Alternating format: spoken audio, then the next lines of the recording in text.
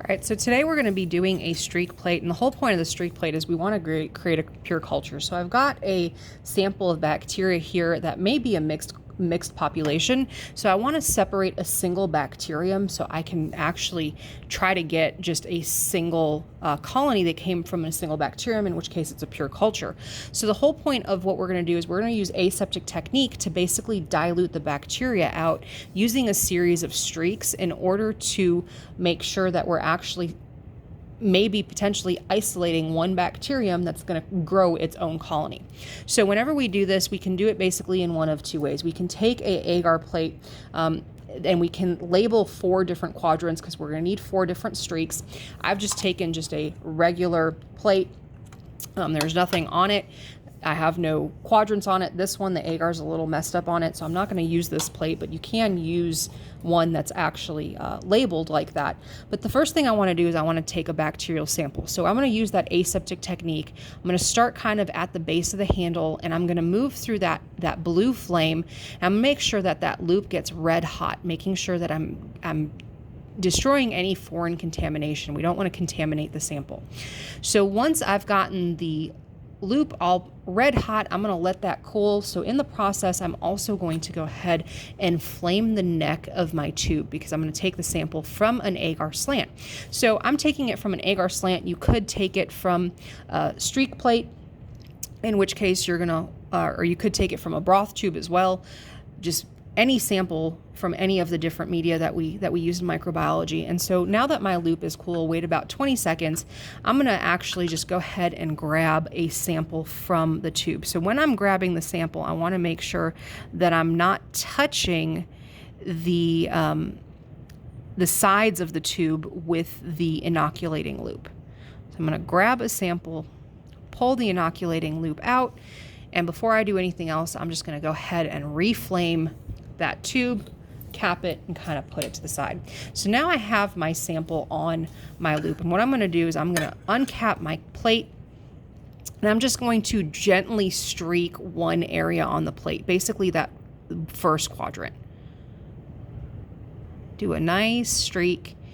Once I'm done with that, I kind of like to leave the plate kind of where I did that streak. I'm going to recap the plate so that way I make sure that I'm not contaminating it with the air, and then I'm going to reflame my loop.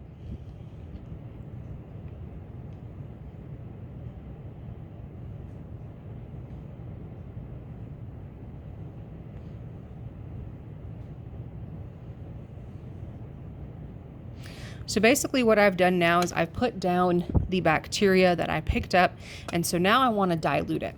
So what I'm going to do is I'm actually going to take a small sample from the first quadrant that I streaked. I'm going to just take one sweep of it and move it into my second quadrant. So make sure that my loop is cool. Take from my first quadrant, which is where the tips of my fingers are. So I'm going to move my plate so that way I know I'm going into my second quadrant. So I'm just going to take a little bit of that sample from that first quadrant, and then I'm going to go ahead and streak it into my second quadrant.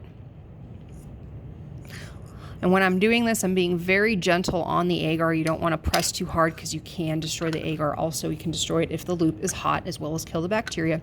So once I'm done with that streak, once again, I know I'm putting my finger on that second quadrant, so I know where it is, but I'm also going to reflame that loop. Make sure that that is free of contamination. I don't want to transfer any of the bacteria that I just took into the third quadrant.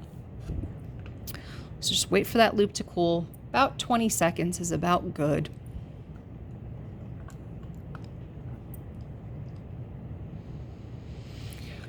Once it's cool, I'm going to take a sample, once again, just a small sample from that second quadrant, and streak it into my third quadrant. So making sure that I pull off the cap.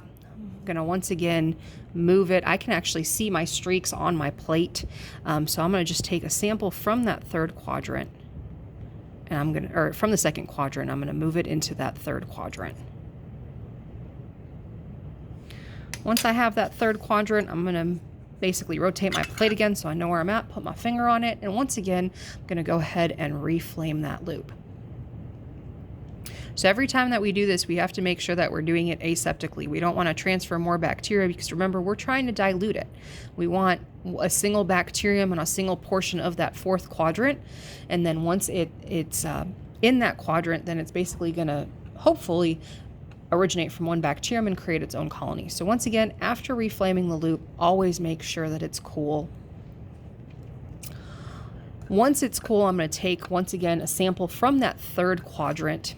So uncap that plate, take a sample from that third quadrant, drag it into the fourth quadrant, and then do another series of streaks. Once I'm done with that, recap it, and then reflame the loop, and then you're done with the procedure. So basically, series of 4 streaks, making sure that you're flaming your loop and cooling it in between each one of the streaks. Like I said, the fourth quadrant, we're hoping that we're going to get a single colony that originates from a single bacterium.